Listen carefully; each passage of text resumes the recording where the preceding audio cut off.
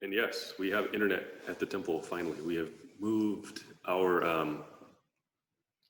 130-year-old building has moved into the modern era. So we're joining you live now from the temple. So thank you for joining us. Um, I expect a few more people to join as we get started. So I'll try to go slow. So anybody who joins here at the beginning won't miss anything. So I'll try to keep an eye over here on the screen. And I'm seeing some of the comments. Yes, the acoustics are different. The hall is quite large. For those who haven't been here personally, um,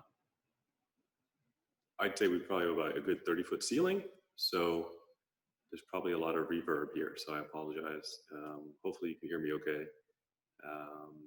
But I think it's a little bit more fitting location for our Dharma talks. So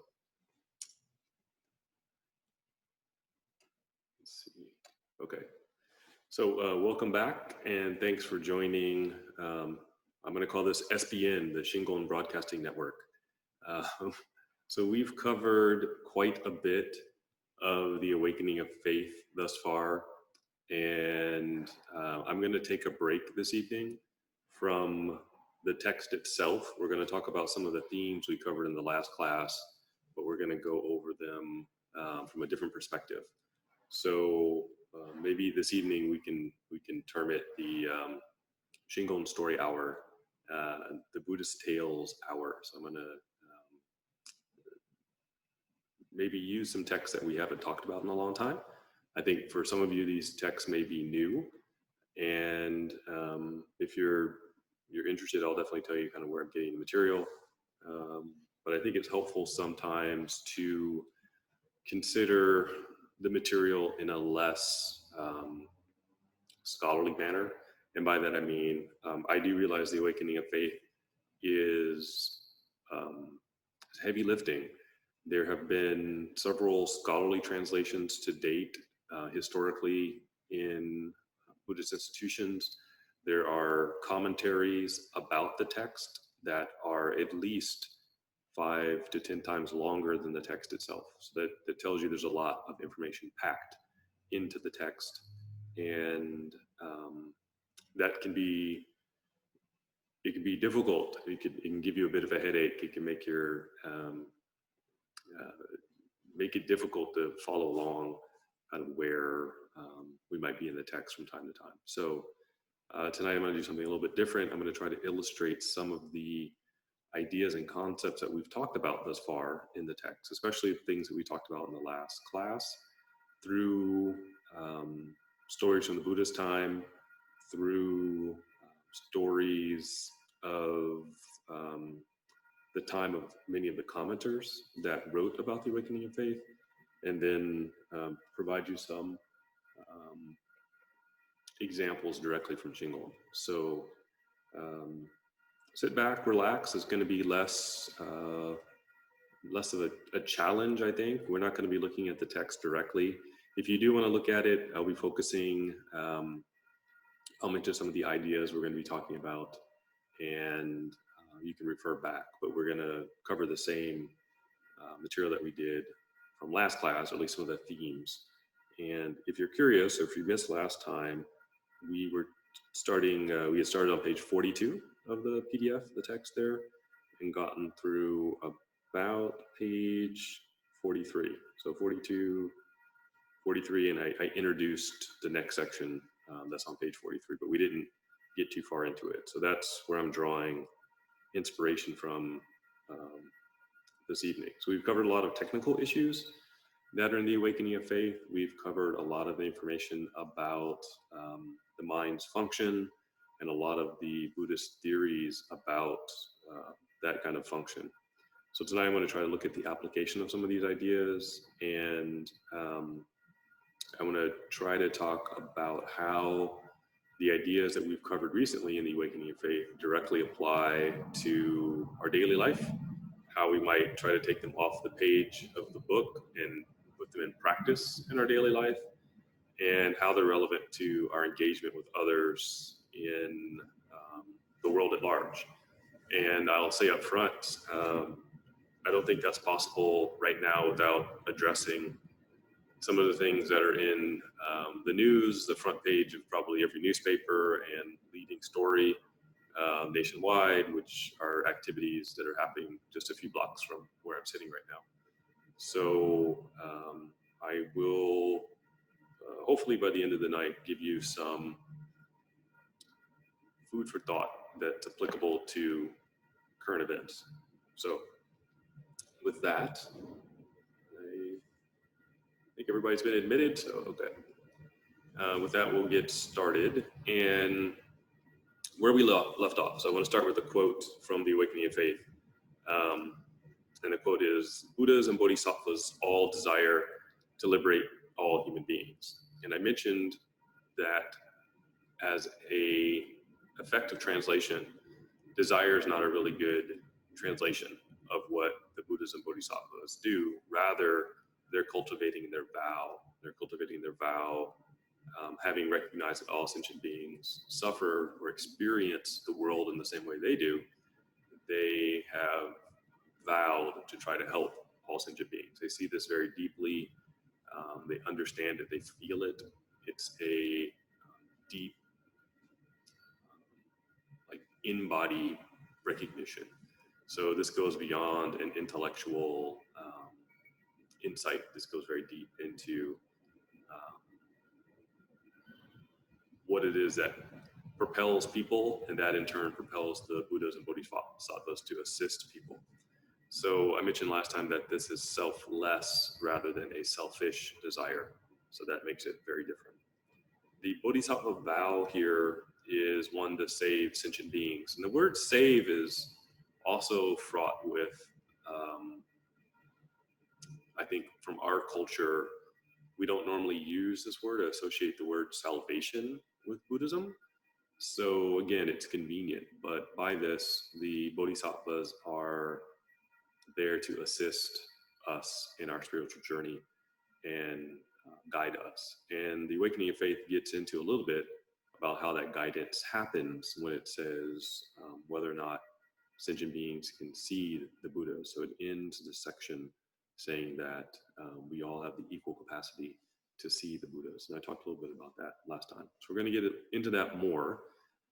But tonight I want to talk a little bit more about the Bodhisattva vow, how it was taught traditionally, and how it's understood culturally.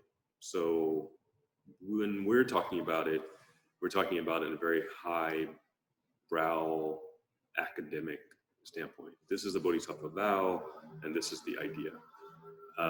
That's good, but how do you actually take it off the page and onto the streets and into your life?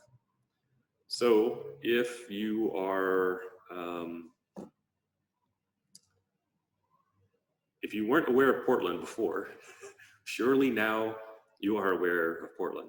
And I can assure you, we are not under siege and the city is not in chaos. Other than the train going by, that's the only disturbance here. But you may watch television from time to time and become enraged at things you see. It may be something close at home, it may be something far away. You may throw your snacks at the television in disgust. You may see injustice and become mad. You may see tragedies and become upset. You may become outraged. And partially, I think, because of our news cycle, social media, polarization amongst people, our balance is constantly upset. We find it difficult to find our center. And we're constantly tossed in this tumultuous sea of emotions and emotional responses. So how do we respond to these? What does this wisdom tradition have to offer us for these circumstances? So I'm going to reach back in Buddhist history to a genre of literature called Bianwen in Chinese. And Bianwen was some of the earliest vernacular novels or novellas in Chinese. So rather than being written in formal prose, they were actually written in the common language of the people and were meant to be shared and read aloud to people. So it's a kind of a unique historical artifact. The other thing interesting about this is these stories persist. The story I'm going to share with you, you can actually find it, I believe, on the website of the government of Taiwan. It's that historical. And if you're familiar with the Dunhuang caves in central China, so these were caves that were discovered in the 1800s by British explorers, and they contained numerous manuscripts, texts going back as far as the 4th century. Most were between the 4th and 11th century. Scrolls, books, all manner of texts, and a tremendous number of those were Buddhist texts. And actually, my university was involved in part of that translation project, so I got to see that happening long ago when I was in college. So this text is called the 24 Filial Exemplars. And I bring this up because one of the things that's really important in East Asian Buddhism is the connection with the individual to their ancestors. And part of that comes from Confucianism. Part of that also comes from other cultures that infused East Asian thinking. But that's where a lot of practice comes from. So just to my left here, we here have at the temple the area for the memorial tablets. And this is one thing that will differentiate, let's say, meditation centers from Buddhist temples, is the presence of some people would say ancestor worship, others would say that the practice of doing memorial services, but memorializing the deceased and bringing families into spiritual practice. So this is common to see after someone is passed away. What do you do during life? So one of the things that was considered to be very important was to connect your family with your spiritual practice. I'm going to share with you 3 stories this evening, and they're all connected to family. And this is one of the most important ways traditionally that we were encouraged to practice. So this is one of my favorite of the 24 filial examples. There are many others. You are free to read them, but I always like this one. So the title of the story is "Clad in a Threadbare Jacket, He Tolerated His Cruel Stepmother." So Confucius's disciple, Min Ziqian, was foremost in filial respect. His mother died early and his father remarried, but to a woman who mistreated her stepson. Because he was not her natural child, she gave him only cruel words and harsh treatment. Min Ziqian often went cold and hungry and suffered from loneliness, as his stepmother gave all of her love and attention to her own 2 sons. When the weather turned cold, the second Mrs. Min made her 2 sons warm coats padded with warm cotton linings. She gave Min Ziqian a coat stuffed only with dry rushes. From the outside, the 2 coats looked alike, but the one stuffed with the reeds was not warm at all, and neither blocked the biting wind nor kept out the stinging cold. His only jacket being so thin, Min Ziqian was always shivering and miserable in the cold. One icy winter day, Min Ziqian's father had business in town. He told the boy to fetch the horse and cart from the stable. The evening air was frigid, the wind blew hard, and the young boy was so cold his entire body trembled. His hands and feet were frozen to the point of immobility. His numb fingers dropped the cart reins, and his father scolded him for his clumsiness. In his anger, the man grabbed Ziqian's coat sleeve and ripped it from the jacket, revealing the dried grass lining. He was shocked at the sight of the flimsy jacket and could not protect his son from the cold. Mr. Min suddenly recognized the pattern of cruel treatment his wife had given his boy. He understood at once the injustice of her harshness, and it infuriated him so that he flew into a rage. He ran back into the house, yelling at the top of his lungs for his wife. She appeared and cowered before him on her knees. He angrily ordered her to leave the house and never return. Min Zichen knelt beside his stepmother and begged his father to give her another chance. He pleaded for leniency. When my mother is here, only one boy has to suffer the cold. But if she goes, then three sons will have no one to care for them. Please, father, let her stay. At this, his stepmother cried piteously in deep shame. She was so deeply touched that her attitude totally changed. She turned over a new leaf and even after treated Min Zichen as lovingly as she did her own sons. A verse in his honor says, Mr. Min, the widower, has a worthy son who never grudged his second mother's hateful wicked ways. Keep her here at home, he begged, while kneeling by the cart, or else three boys will suffer from the biting wind and frost. So, what's the moral of the story? Does anyone want to share?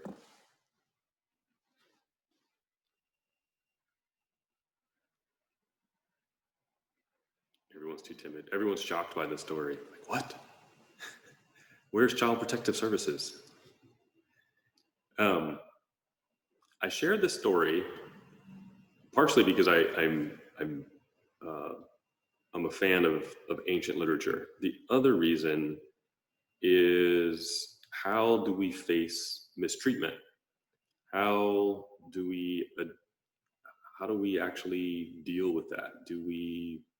How do we fight? Um, One of the things that comes up in the story is that although we may be mistreated, one possible approach, and I'm not suggesting this for every situation, but one possible approach is that by enduring the mistreatment, at least outwardly, we're able to transform the person who's behaving badly. So, in this example, by Min Ziqian suffering his mistreatment, um, he's able to demonstrate, first of all, how bad it was. So, the effect on his father may not have been as severe if he immediately went and said, "See, my coat is defective and she's treating me poorly." Sometimes people, it takes a lot to kind of push them over the edge where they are able to change their mind. Sometimes when people's focus is directed elsewhere, it's very difficult to change their focus. Now, I would guess, if we were to make this into a movie, I would guess that the stepmother probably was quite compelling, and the father was very much enamored with her and paying less attention to the boys in general. So partially, I think it's timing. So one thing you can see here is that Minzichian has insight into the source of the behavior. Right? He's immediately able to say to his father, I recognize she's treating me poorly, but her being here is also providing shelter, warmth, and food to two other children. So he's sort of accepting this burden. I don't know how old the boy is in this story. I always imagine him probably older than his stepbrothers, but I think there's an insight there on his part.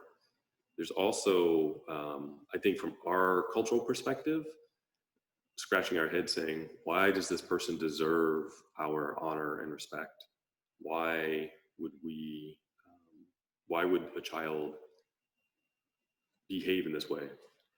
And I think the response overlooks what that thinking does to us. So part of this, as a cultural Buddhist story, part of it is asking, what are we doing to ourselves when we harbor resentment, when we harbor anger, when we have that kind of insight, that kind of viewpoint? What does it do to us? So Minzichian could have,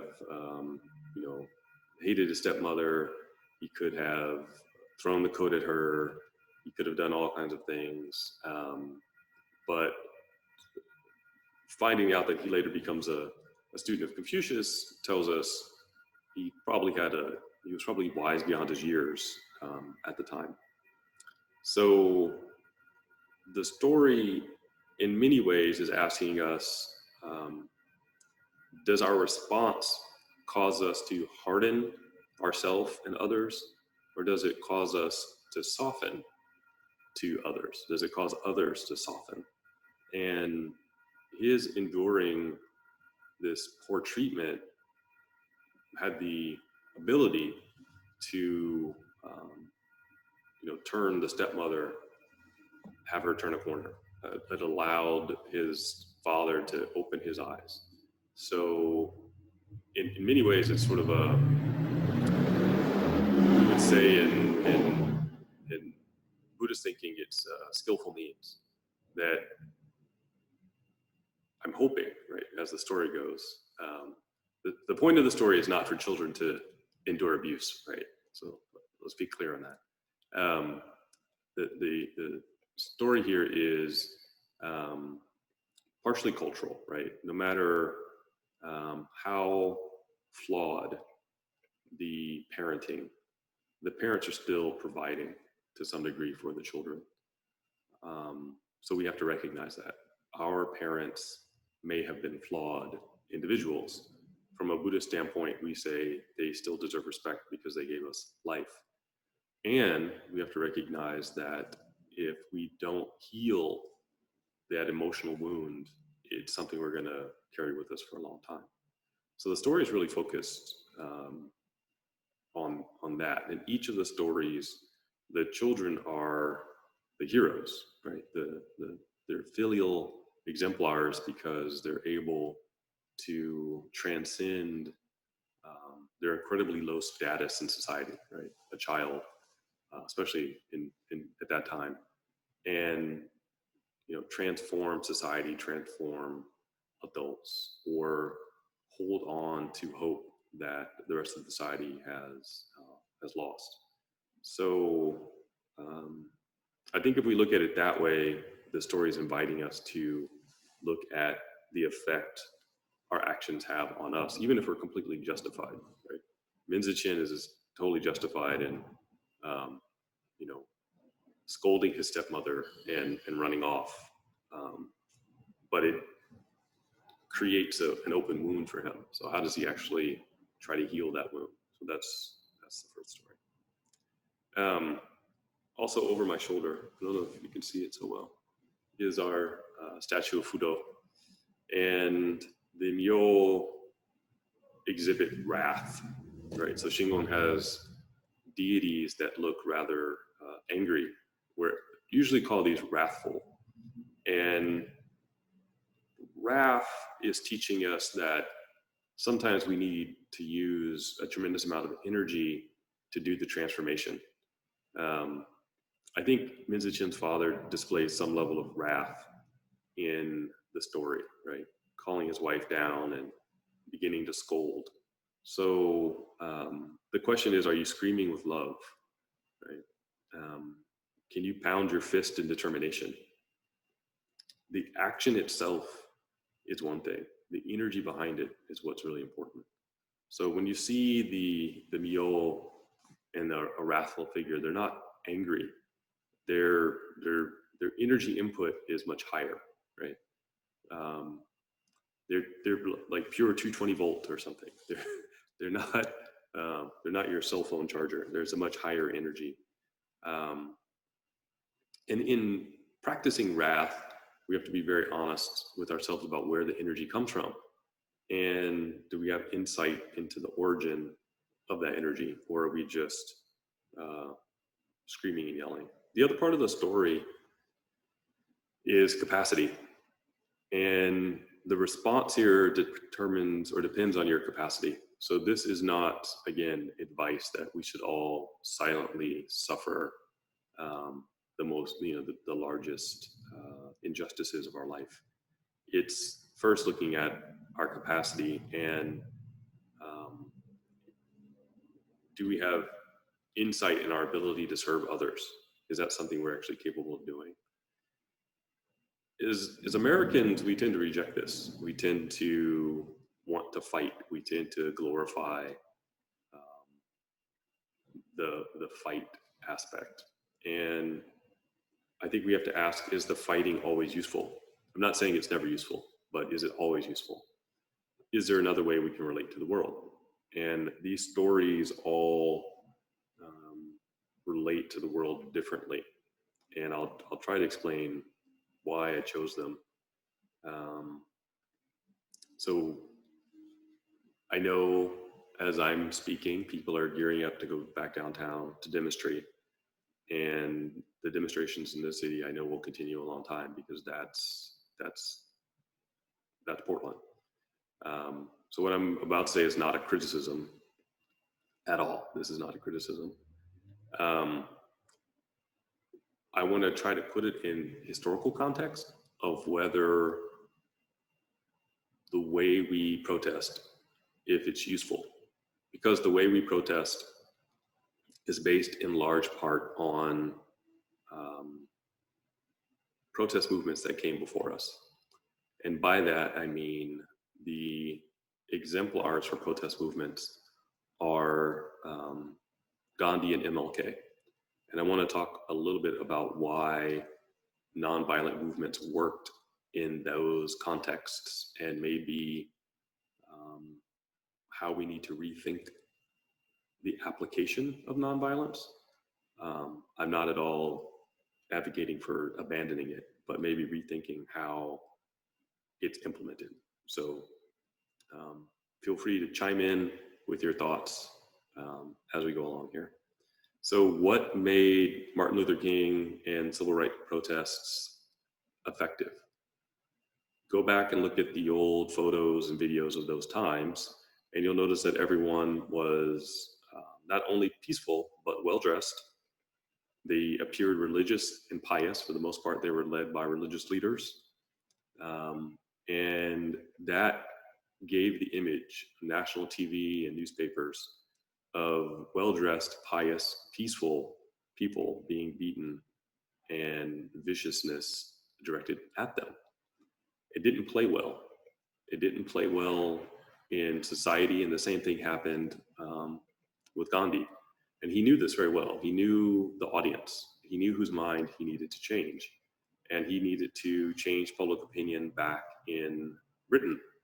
So there were, every time he and his followers were beaten by British military in India, there were reporters there, and they reported on it. And people back home didn't like that. It was not within their sensibilities to behave that way. And so he was able to sacrifice himself in many ways in order for the rest of society to force the change.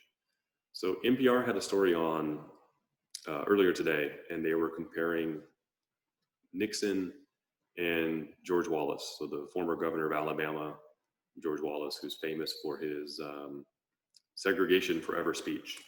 So George Wallace was very upfront and outspoken about his opinions on race, and they were ugly opinions.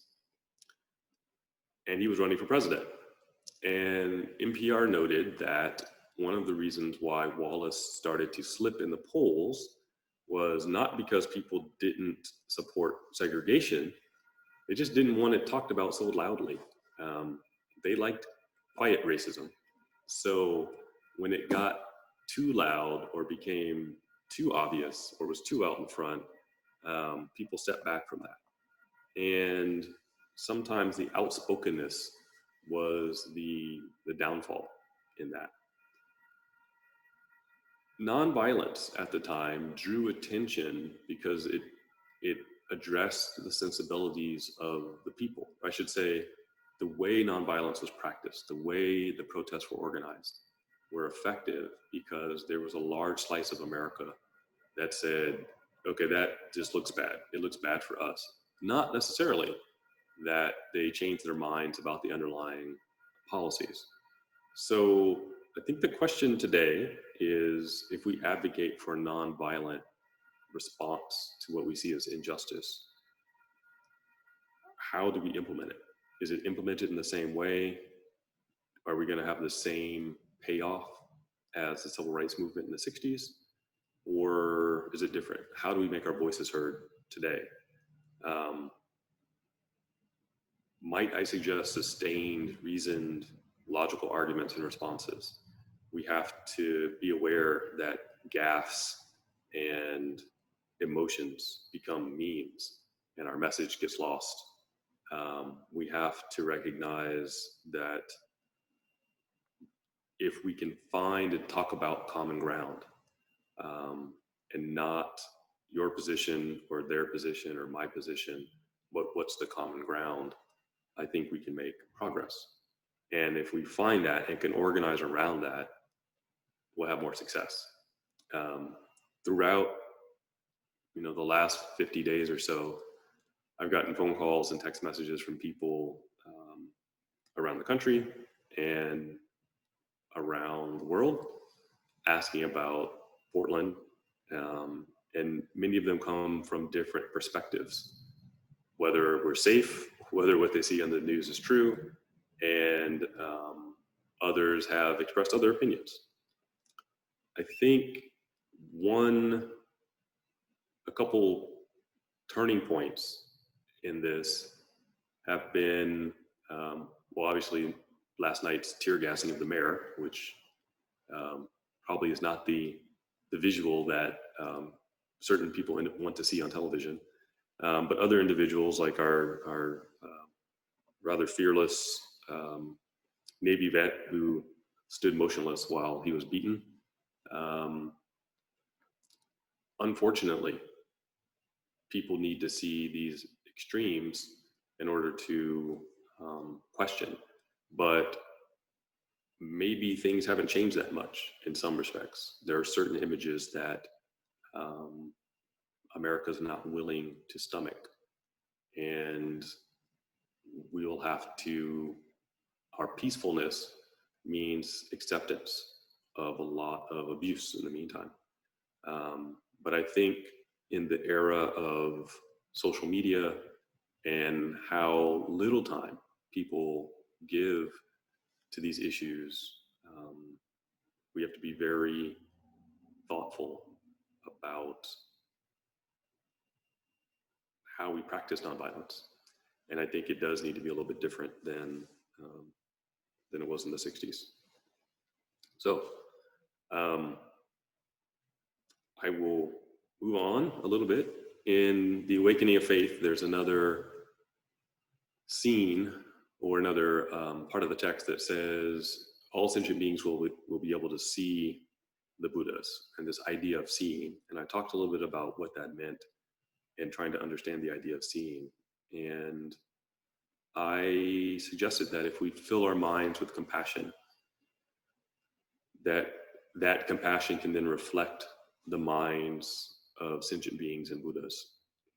Then with that compassion, we're synonymous with other Buddhas. Our mind is permeated with the minds of sentient beings. So in that way, we can see the Buddha in others, and rather than seeing an enemy, we see their Buddha nature. If we can see the Buddha in selfless actions of family and friends, this is where the filial exemplars come into effect. So there's a very traditional, I think, East Asian idea of honoring one's parents, and that is considered a spiritual practice. That is different than the way we view spiritual practice, but I think we need to,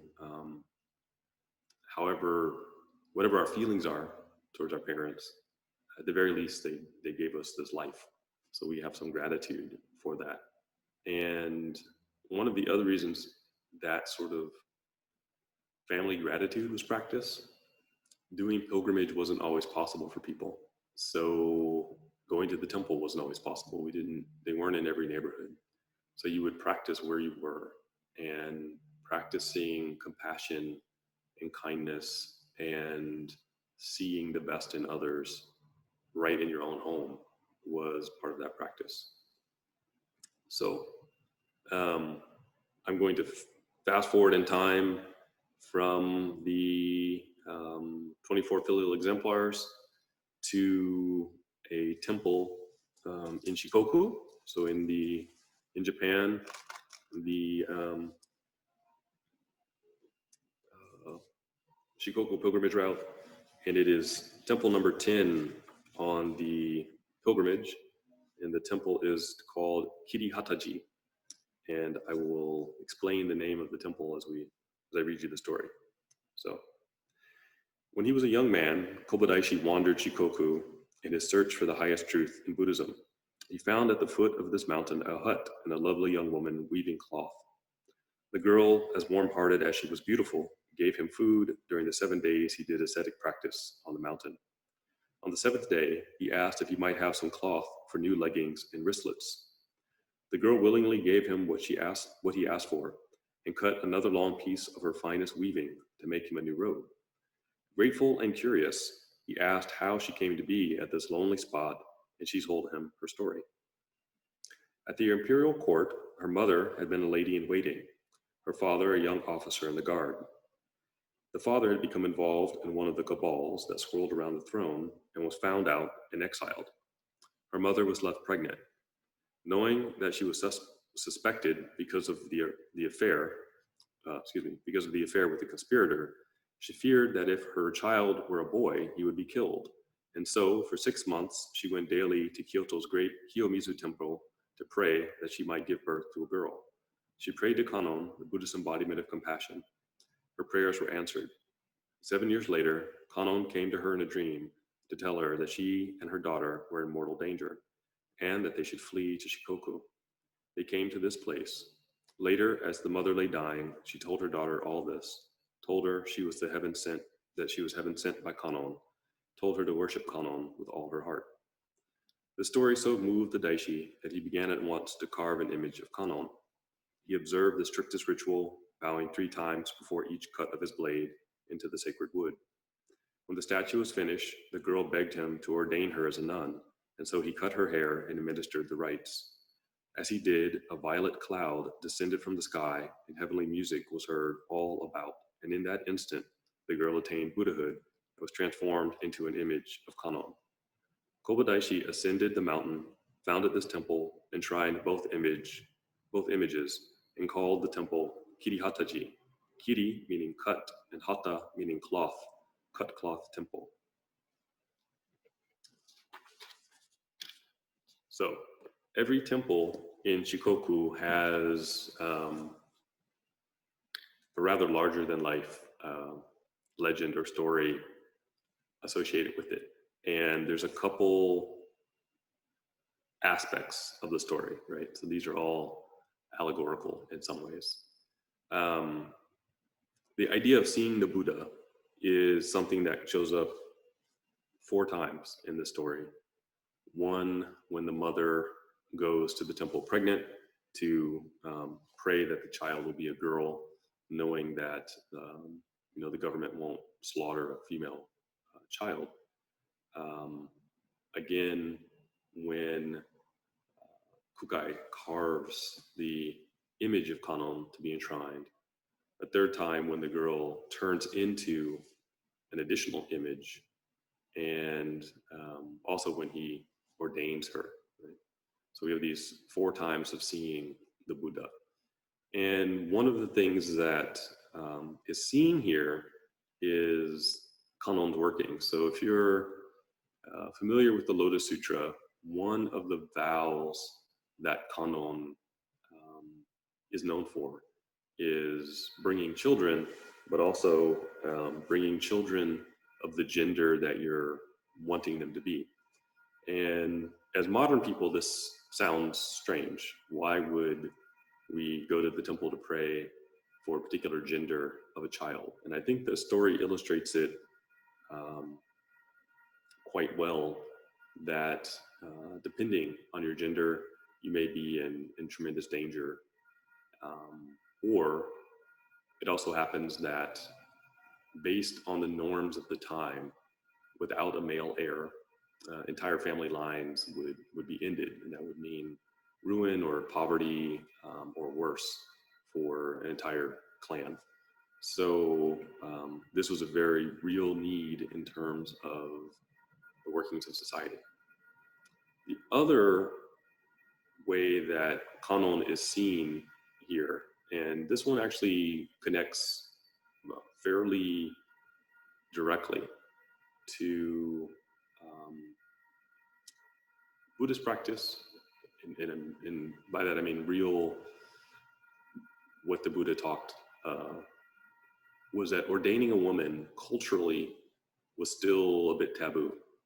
Historically, that was something the Buddha did, had no problem with, but the countries where Buddhism spread, naturally patriarchal, had problems with it. And so for Kukai to ordain a woman, and then for the story to say that she immediately attained enlightenment, is a huge pushback against the patriarchy and a demonstration of this idea in Shingon of Sokushin Jobutsu, of attaining enlightenment in this very lifetime.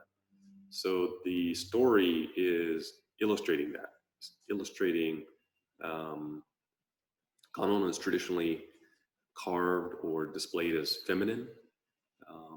You have this, mother who's very pious and thinking only of the benefit of the daughter, and then the daughter who is also returning that kindness to this wandering monk by offering cloth to him. You see this constant exchange of compassion to one another. The underlying or background of the story, though, is here's two young people who probably have the best intentions, but get caught up in a government crackdown. Right, the father is killed because he's involved in intrigue at court. So this would be the equivalent of, I guess probably today would be, you're called before a Senate subcommittee and you give testimony, and then your career is destroyed or worse. So this is our modern example. But this type of hardship was not unknown in ancient times. It continues to be known in current times. So I thought the story was good for a couple reasons. One, it directly illustrates the different ways we can practice, and also if we're living in difficult times, how do we respond? And here you see a young woman who knows that there may be danger, and the safest thing is to flee. Right? It's a very reasonable response to the situation. Right? So she's not heroic in terms of overthrowing the government and gaining justice for all. She's heroic in saving her child. She's heroic in giving life opportunity. And this is another response to difficult times. And I think the background is the mother doesn't just run away in the night. The mother is practicing, right? She's going to the temple. If you go to Kiyomizu-dera today, it's a nice path you walk up, but actually it's perched on a cliff in Kyoto, and I imagine in the old days it was a little bit harder to get to.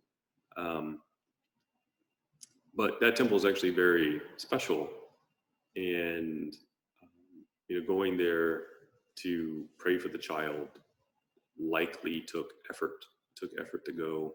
It took effort to seek and obtain that kind of insight. So her response to this hardship is not, to torch the palace or something. It's not a violent one. She has a non-violent response, but she's doing it through wisdom seeking. And the result of that is the safety of her and her child, but also this chance encounter with Kukai during his youth. So this also comes up in the Awakening of Faith, where it says you'll see the Buddha, meaning you will come into contact with these you know, wise advisors, friends that can help you along the path.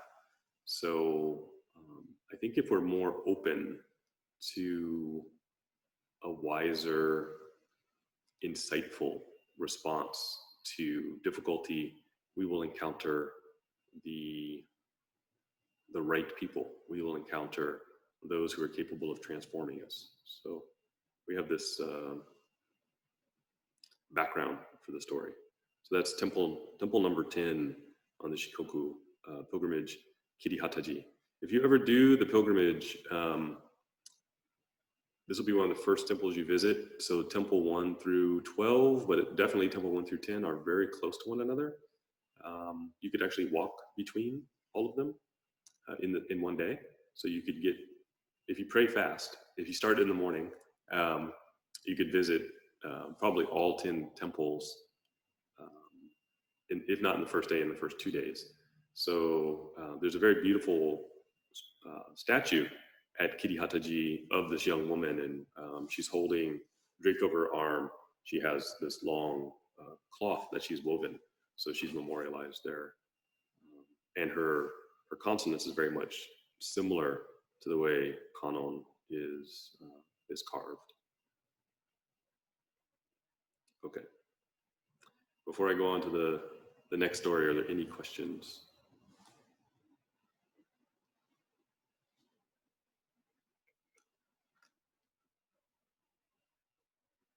I told you it's a Buddhist story hour tonight, so we get a little bit break from our schoolwork. I think that's only fair. Okay. So I'm gonna next move. We're jumping around in history a little bit. We went to the 4th century, up to the 800s, and now late 700s, early 800s. And now we're going to go back to the Buddha's time directly and talk about his cousin, Devadatta. So I've in the past talked about the Buddha's cousin, Devadatta. Devadatta was a very difficult personality. He was very jealous of the Buddha. He felt that everyone should revere him rather than the Buddha, and was quite competitive.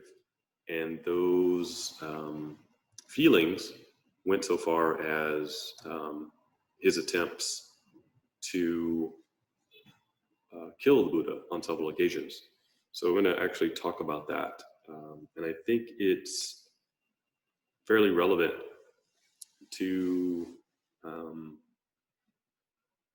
questions of how do we deal with difficult personalities. So I'm hoping no one is trying to kill you, but if the Buddha can address some of these situations with eloquence and grace, hopefully we can take something away from that. So I'm going to read you a couple parts of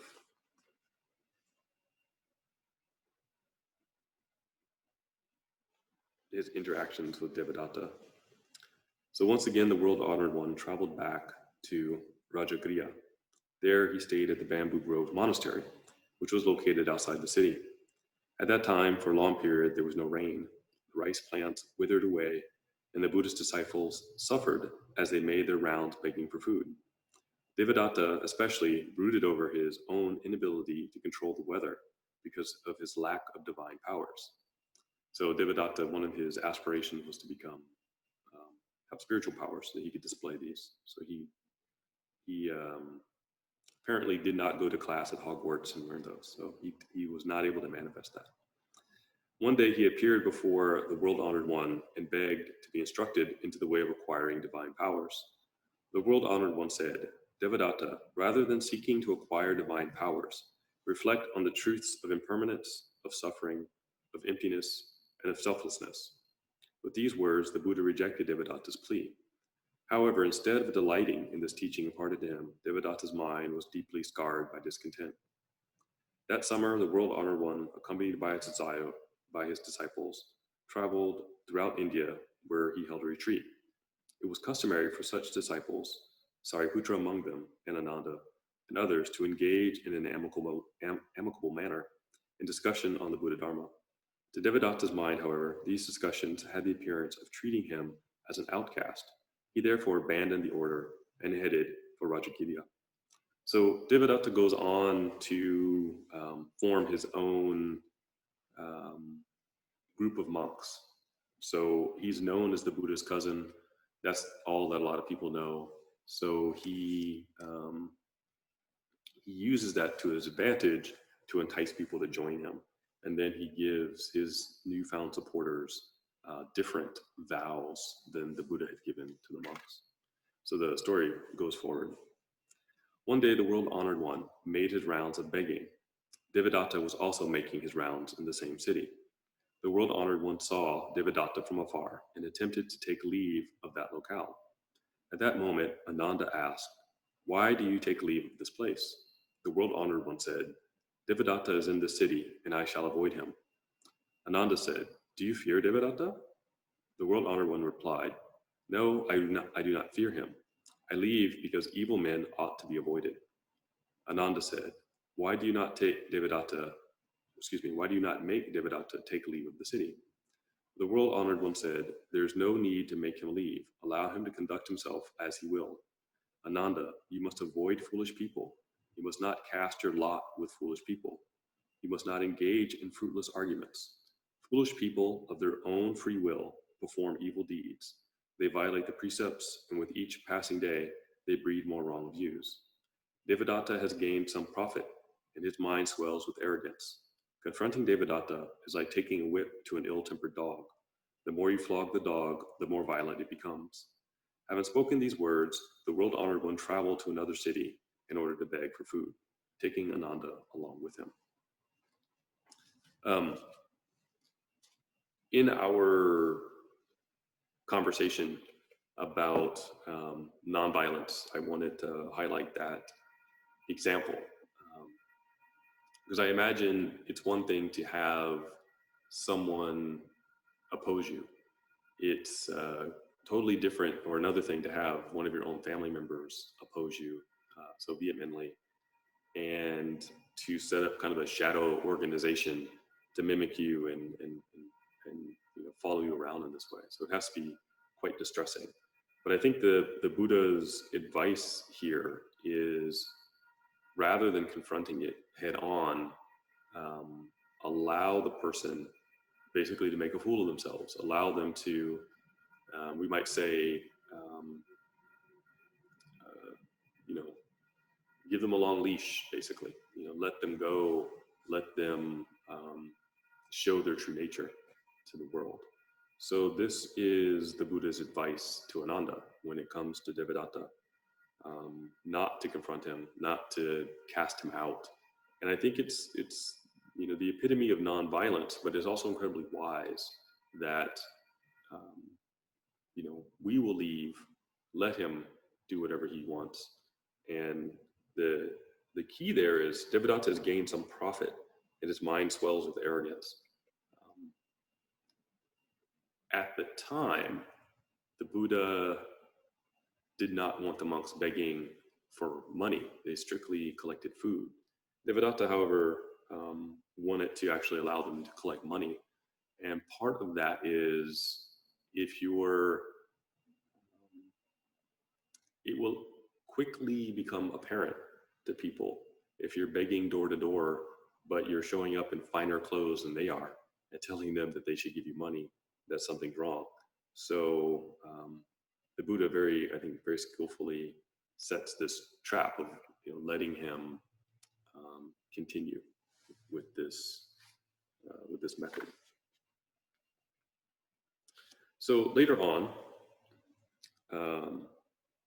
Devadatta has enticed local kings and rulers to his side, and he's amassed more power.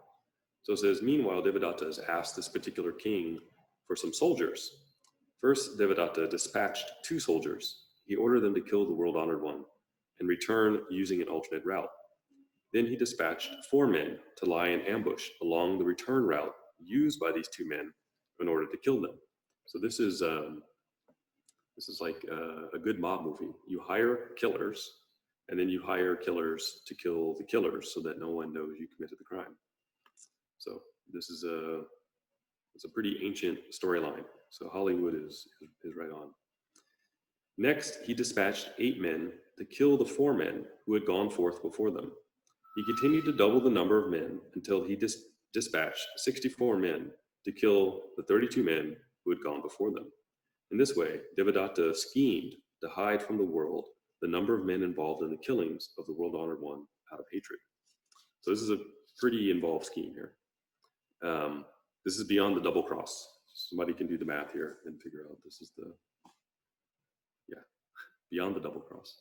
At this time, the world honored one emerged from a cave on Vulture Peak and was strolling along the mountain paths. The 2 soldiers put on armor, took out their swords, and attempted to draw close to the world honored one. However, they were awestruck by his spiritual power and were unable to move forward. When startled, they gazed up at the face of the world honored one. The serenity of his visage appeared to be like that of a huge, tame elephant, and his mind appeared to be like limpid water. Unexpectedly, the 2 men were struck by feelings of veneration. Casting aside their swords, they came before the Buddha, and having heard him expound various teachings, they opened their Dharma eyes. In contrast to their former selves, they sought refuge in the 3 treasures. Before long, taking an alternate route, they traveled to where Devadatta was staying. They conveyed to him the spiritual power of the world honored one, and said they could not harm the Buddha. In this way, Devadatta's plot was all for naught. Enraged, Devadatta climbed up the Vulture Peak, and picking up a huge rock, he hurled it down the mountaintop, aiming it at the world honored one, who was strolling near the cave.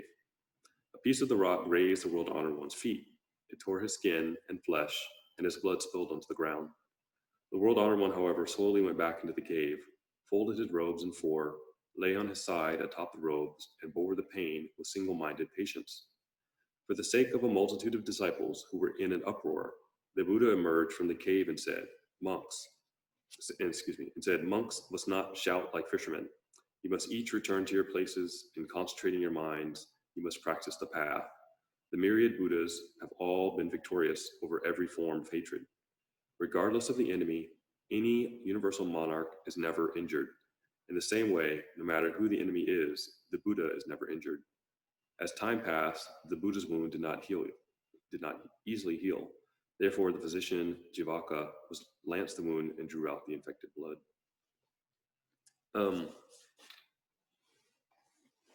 These are fairly straightforward stories, but I think we don't hear them often, and it's I think an apt time to reflect on these examples. So Devadatta just doesn't give up. The story continues, and he tries several more times to kill the Buddha. So each time he's unsuccessful, he is enraged. But each time, the Buddha's response is to display a different, maybe to be the exact opposite of Devadatta. He doesn't yell, he doesn't cast blame, he doesn't curse him. He bears the suffering. And it's clear, the text says, he's overcome all manner of hatred, right? The myriad Buddhas have all been victorious over every form of hatred. And when he says the universal monarch, right? So any enlightened being, the body is never injured, or they are never injured. So by that, he means with his body being injured, he's not generating anger or hatred toward Devadatta. Although the body itself endures the wound, he does not create the inner wound of hatred towards Devadatta. He doesn't even refer to Devadatta as an enemy. He doesn't use this kind of language. He only scolds the monks and tells them not to shout like fishermen. I take by that 2,500 years ago, fishermen always told I caught a fish this big jokes. So they must have all been making up stories, right? So monks must not shout like fishermen, but return to your places and concentrate your minds and practice the path. So first, right, the monks have not attained enlightenment. So they do jump around, shout like fishermen. So they have to be reminded. Second, the Buddha is providing a very good um, example of the response that's appropriate. And part of that response is because the Buddha knows Devadatta's um, intentions very well. He knows that anything he does is just going to further enrage him. From the very beginning, whenever he attempted to teach Devadatta, Devadatta just became more and more angry. So at some point, he stops offering him the teaching verbally, and the teaching is strictly through actions. So how do you transform someone that is that recalcitrant? How do you transform someone that is that troublesome, that intent on doing you harm? Um, the story goes on and reflects back on Devadatta's having also amassed students, right? So Devadatta had this large group of students himself. And at one point, the Buddha sends Ananda and Sariputra, I believe, um, to go and talk to those other students of Devadatta. And they are successful in changing the minds of the students. So those students actually return with Sariputra and Ananda and the other monks back to the Buddha and realize that Devadatta is not a good teacher.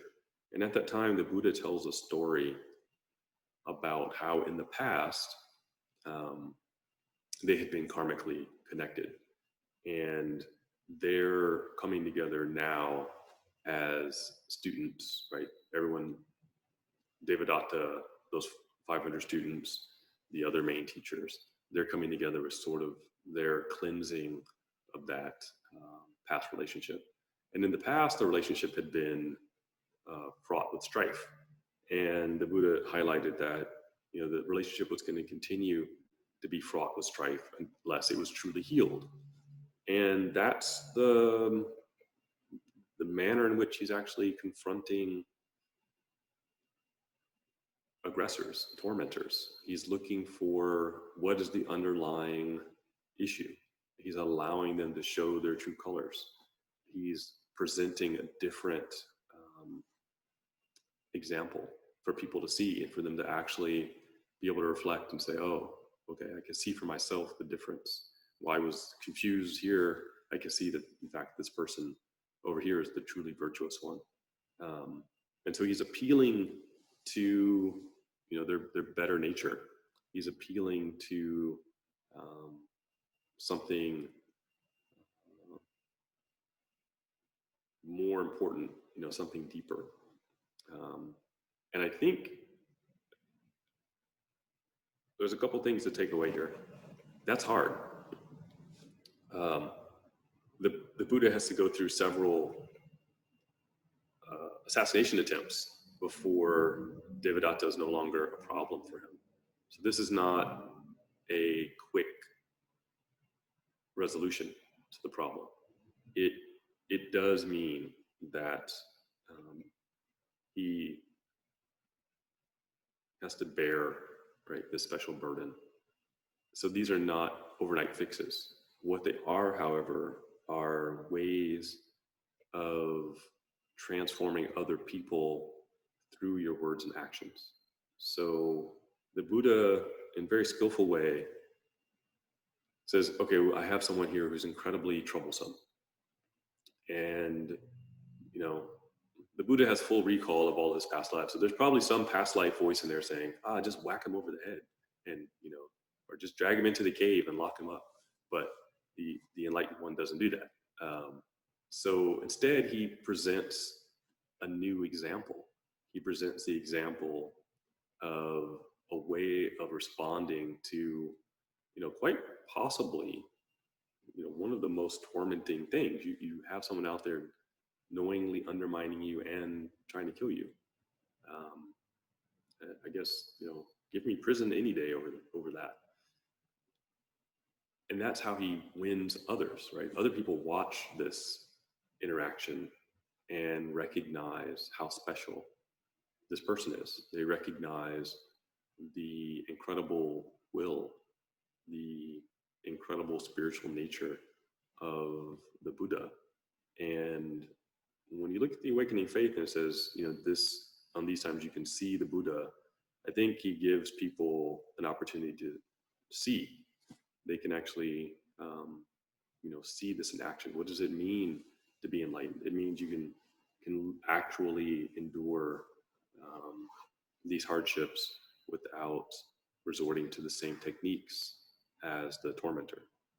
So, with regard to Devadatta, there's several different approaches the Buddha takes. Right? He tries direct teaching. He tries ignoring. He accepts the inflicted wound and is an example to others of how to comport yourself in that situation. So all of these things, he's giving examples. And you have to imagine from the outside, it's the Buddha's own cousin who is treating him this way. It's not a random stranger. So this is, even more, you might think on one hand, either more understanding of why he responds this way, or maybe even more amazing that he can not respond in anger. So Devadatta, this example, when the Buddha reflects on their past life example, sort of the ultimate teaching in emptiness, like I said, better explained as interconnectedness, where the Buddha is able to see, I know I have this connection with him, and that connection also extends to other people. And by acting in this way, by going through the world in this way, I'm able to transform all of these other people. Even though Devadatta's hell-bent, so to speak, on destroying himself by trying to destroy me. In the process, though, he's able to bring more people to his side. So this is various different ways of practicing nonviolence.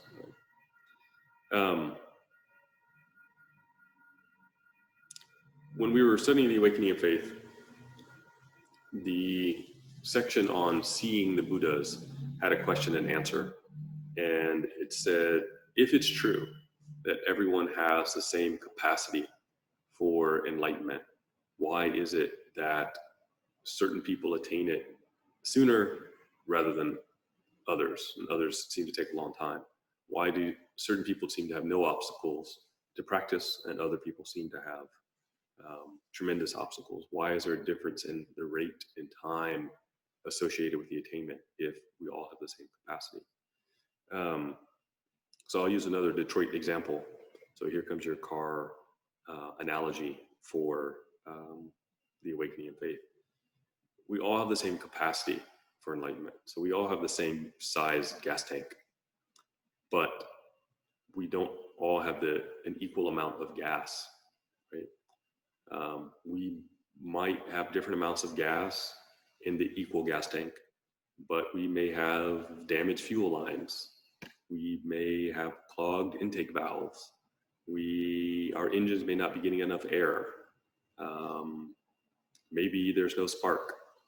I can't use that as an example for much longer because pretty soon we're going to be all electric and no one will know what I'm talking about. Right? There's all these different things that can go wrong with our vehicles. Maybe you make it to the big race and everything is fine-tuned, but you blow a tire. Everything can be running smoothly, but the road is too icy. So there's so many different factors that affect our capacity that these things are highlighted incredibly well with the example of Devadatta. And the story goes on and on. He's a tortured soul, sadly. But our perspective often is to ask, why um, why do those people act or behave in that way? Um, or just say, well, I did it, why can't they? So we tend to think in this way. And, or we say, why does it always seem to be those people that have that problem? That tends to be a rut that our minds fall in. Um, and it reminded me when I was reading the story of Devadatta and the Awakening of Faith, it reminded me of a very good friend of mine from college. And we were driving around once in his car, and somebody passed us on the freeway, and the car was belching smoke and making a lot of noise. And I think it was probably sitting at some unnatural angles. It kind of hiccuped down the road.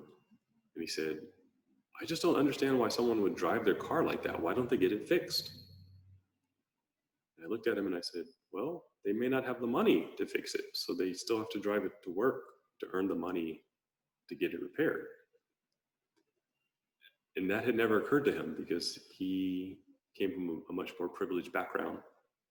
So whenever a car needed repair, it just got repaired. So it's these stories and things are asking us to consider what our starting point is, and that we need to do that kind of work before we can develop compassion. Those are our real obstacles. So all sentient beings, the Awakening of Faith says, all sentient beings have equal capacity for Buddhahood, but they differ in terms of whether they encounter Buddhas, Bodhisattvas, and good teachers. They also differ in their relative level of ignorance, which affects how they respond to such encounters.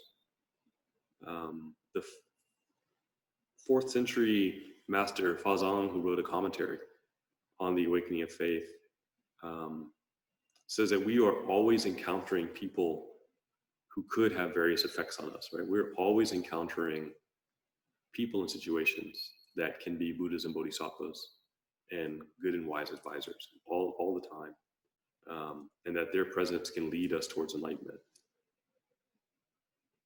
But it depends on how we view it, right? So Devadatta was, how much better could it be than to be the Buddha's cousin, right? You have every opportunity in the world, but he couldn't see it because his desire for spiritual powers and money and fame were in the way, but he was in the presence of greatness. So I think if we think of it more in terms of that, that helps us develop compassion.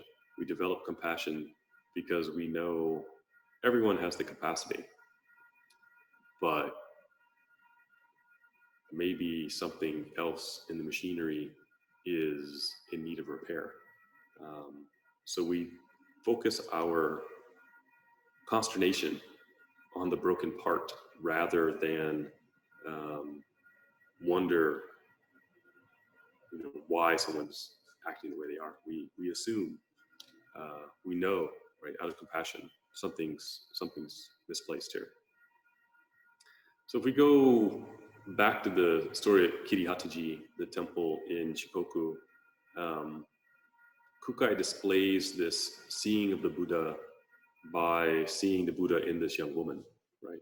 And instantly, when she asks for ordination, she ordains him. We see this also in the movie with Master Dogen, when the young woman comes to him several times and wants to be ordained. And finally, he recognizes she's done the work and tells the other monks to ordain her. That's a tremendously compassionate action.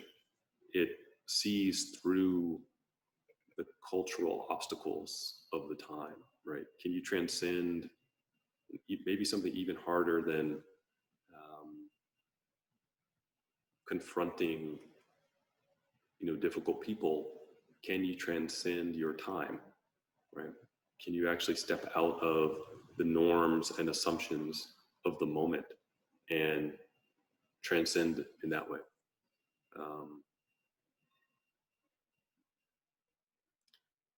This story for Kirihataji is also deeply connected to the main theory in Shingon, so Sokushin Jobutsu, attaining enlightenment in this very lifetime. And it shows up in the awakening of faith also. So the awakening of faith, the question and answer section asks, what differentiates sentient beings? Why do they appear to progress at different speeds? And I think the awakening of faith, that question, and the reason why the text is so important in Shingon is Shingon said, you don't have to wait 10,000 more lifetimes. But you have to try to step out of you have to transcend the time. You have to transcend what you think is possible or what society has told you is possible. You have to be able to reach past what limitations society has put on you. So in the young woman asking to be ordained was reaching way past the cultural limitations of the time. Kukai's response and agreement to do so was also reaching far past the cultural norms of the time. In fact, it would have been past the Buddhist norms of the time. So typically, ordination is done with a group, with witnesses. So to ordain someone on the spot in that manner was a recognition of the fervent honesty and this pure question, will you give me this opportunity? And so he doesn't hesitate. I think you see something very similar happening on both ends. Kukai recognizes immediately there's potential, right? She's really sincere, so there's no hesitation. The Buddha knows immediately Devadatta is not going to change his ways. So he tells Ananda, it's better for us to leave, or anyone else would not treat him this way. He knows Devadatta has these built-in hurdles. He sees as he's passing, oh, Devadatta has a flat tire. He doesn't say, what's wrong with that guy? Why isn't he driving anymore? So he knows this is a significant breakdown, and Devadatta needs to be in the shop for a long time before he's going to be back on the road to seeing the Buddha.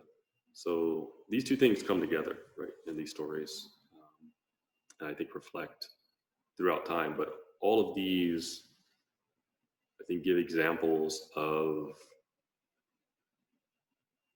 how do you confront tremendous difficulty. Right? None of these stories are easy. This isn't, it's not our normal stress of a difficult coworker or,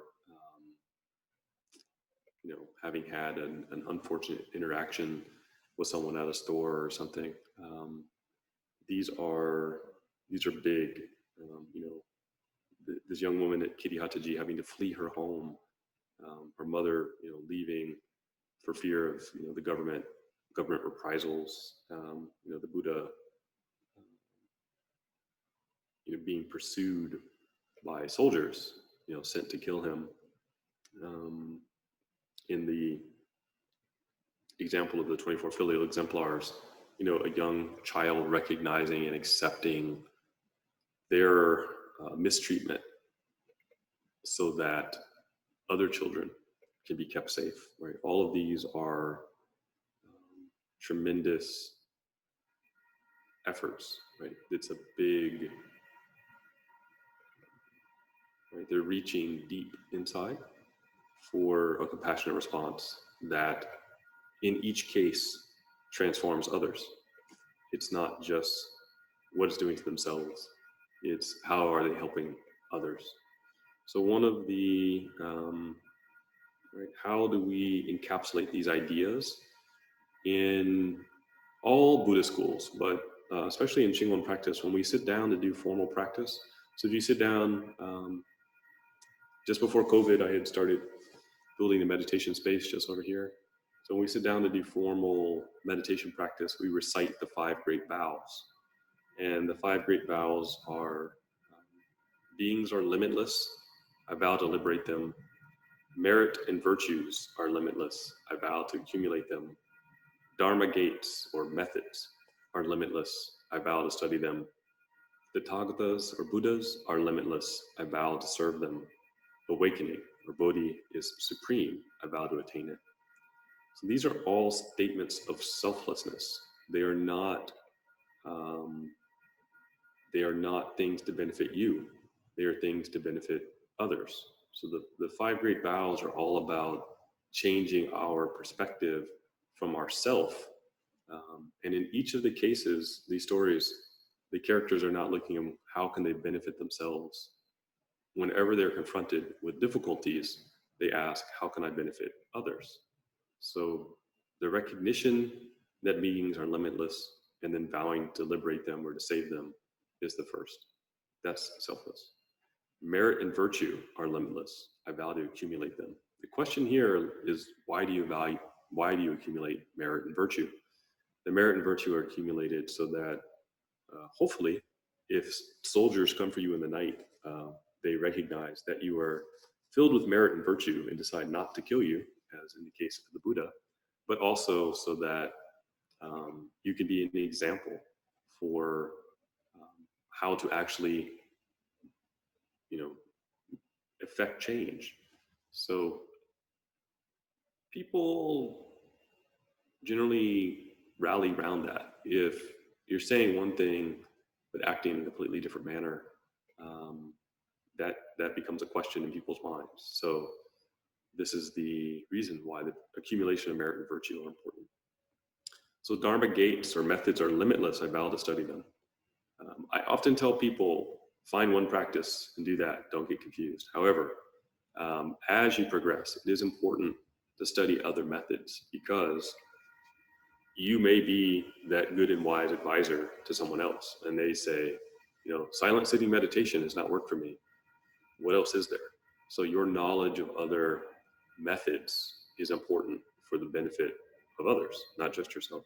So again, it's selfless. The Tathagatas, the Buddhas, are limitless. I vow to serve them. So how is that selfless? So first, the Buddhas don't need your service necessarily. If you are in service to the Buddhas, it means you are practicing compassion, because you're furthering what it is that they vowed to do and what you vowed to do. So this is the selfless aspect. And then awakening, Bodhi is supreme. I vow to attain it. So your achievement of enlightenment is not for yourself only. This is why at the end of every practice, we recite the sharing of merit, right? The echo. And you vow to share your attainment, your awakening with all others. So it's selfless. And in each of the cases of these stories, Devadatta's example is not a story. This is from the Buddha's time. The other two are a bit more allegorical, but in each of these examples, the sharing of the teaching through example transform people, right? And sometimes one of the great things about hardship and difficulty, if it's confronted correctly, if it's addressed correctly, if we find the right way to protest, if we find the right way to resist injustice, it has an ability to catapult us forward in a way that other situations and actions don't. So when suffering and injustice are so obvious and on display, it gives other people an opportunity to awaken and to expand their mind. So I've had a lot of conversations this week with people who have very different opinions about other members of society. And I've had a couple successes where people come around. So I try to do that by respecting their opinion and offering a perspective they probably haven't thought of. So one of our problems today is we're in an echo chamber and we surround ourselves with only people who think like us. So as a spiritual practice, be open to how other people think. It doesn't mean you have to agree, but try to be open to different points of view, because I think only through understanding their point of view can we transform and move people towards compassion. So, but again, in moderation. So heed the Buddha's words to Ananda. Do not associate with foolish people, because your words will fall on deaf ears. You have to know when and how much. When and how much talking and effort to put towards them. Sometimes, as the Buddha shows, actions are more important than words. So we have a few more minutes. So I ask, are there any questions, comments? Well, it got kind of dark in here. Hope you guys can still see me. I had the sunlight coming through the windows and then it's gone down.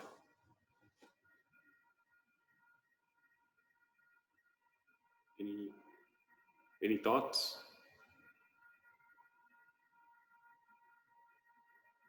Did I read it too much like a bedtime story so everyone's already sleeping?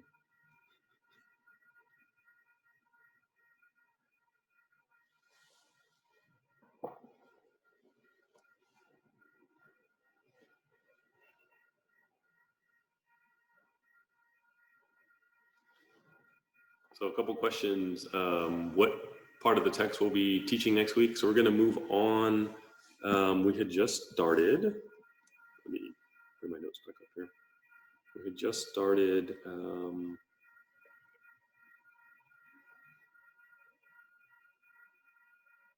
section 3, I believe.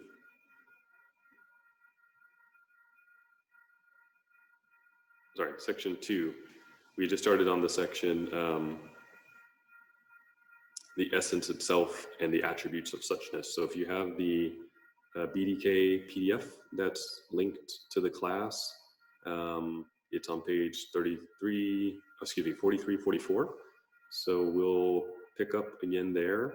I like to take breaks like this periodically because I know it can get heavy going through the text line by line, so giving some history is good. And yes, another question is, will the recent talks be uploaded? I'm about 4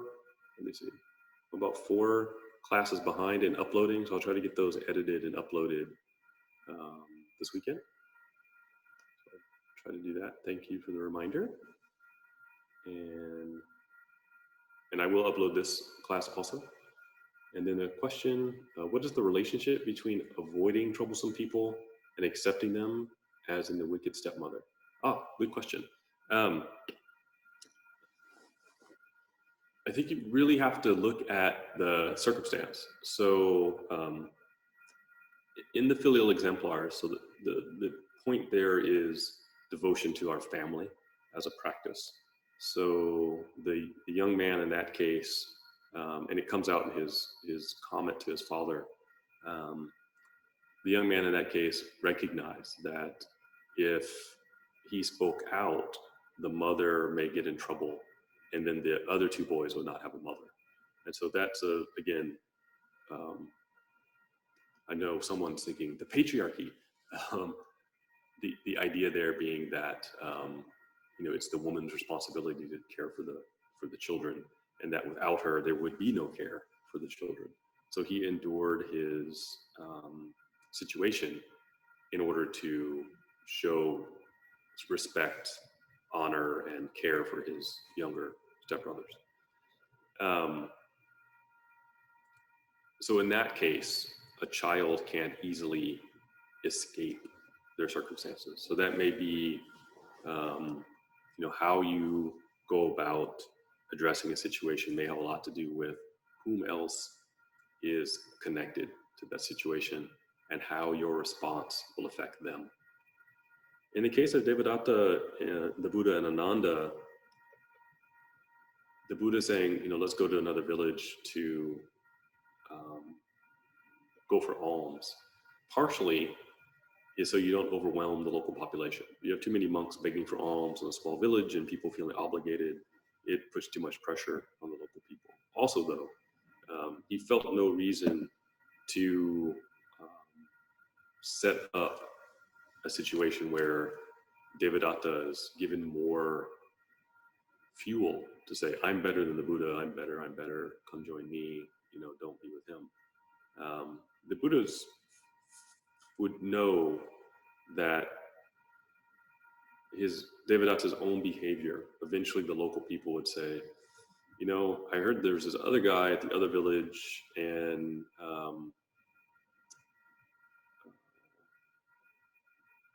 he acts very differently or treats us very differently than this Devadatta guy. And so eventually people kind of come around to that understanding. But in this case, the harm was fairly limited. So the Buddha would just say, I'm going to leave the situation. Let him spout off and show his true colors, so to speak. So I think a lot of it has to do with the situation. So when and where,